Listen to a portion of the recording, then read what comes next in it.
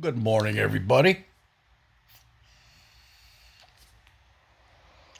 Welcome to this edition of Morning Bong Talk.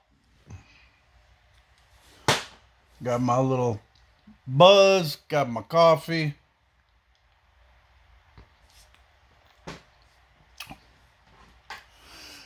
Today we're going to talk about journalistic laziness. You know what journalistic laziness is? Journalistic laziness is like Chris Wallace. Sunday, Chris Wallace. You're not a great interviewer. You're not even a good interviewer. All you do is get up there and cite polls. Oh, Mr. President, a poll says that you're going to lose by 18 points. A poll. You don't make any introspective, thoughtful, introspective, thoughtful questions about the topic on your own without citing or plagiarizing somebody else's information. Because that's all you do as far as I'm concerned. You talk about plagiarism. ABC poll says that Donald Trump is losing by 50 points. Donald Trump, what do you think about that?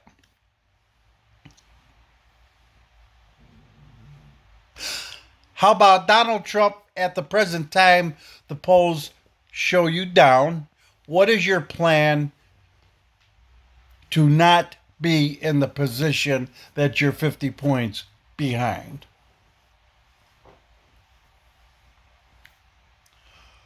Mr. President, the poll says that you're involved with Russia.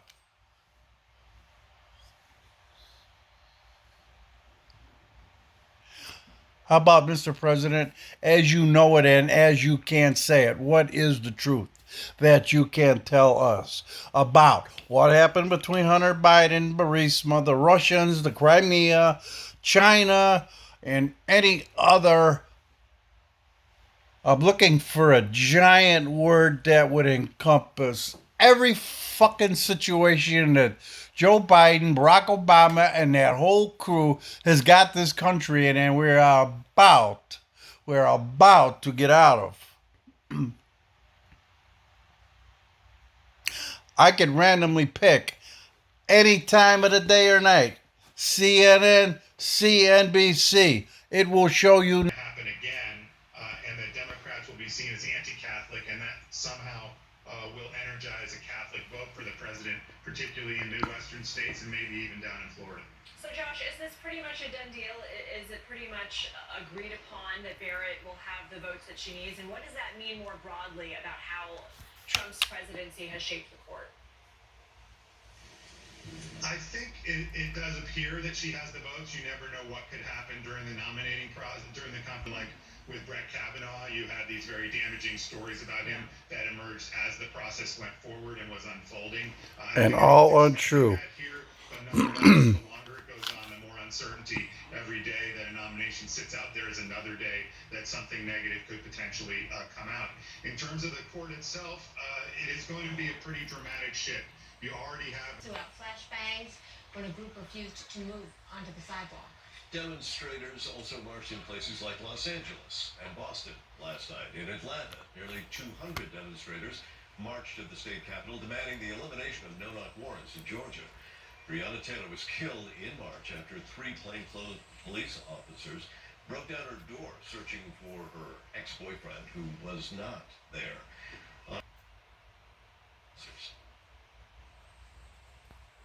Now is demanding transcripts of the grand jury proceedings. They say they want to see exactly what Kentucky's attorney protests here in Louisville, and protesters have gathered here behind me now at this church, where they come after the curfew hours because it is here where they can avoid being arrested. Police allowing them to remain on the at an intersection. A group confrontation with not rioters. Police have lined up, and then within moments These after people are so weak. the crowd would not get out its choice in a way that is fully kind of vetted and understood by the public at large. That's the point of having a public confirmation process. So if she is confirmed, what would this conservative majority mean for cases like the ACA that's coming up a week after election, like Roe v. Wade? I think she has a solidly conservative record in her time on the lower court. America's judicial system, the fact that not only is he shaping the Supreme Court, They're all but scared to lower courts death. as well.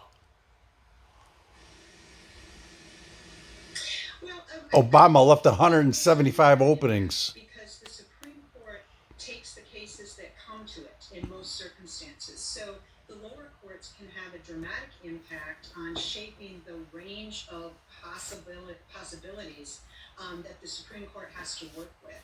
So I think that there certainly will be constitutional consequences for years to come from this round of judicial appointments.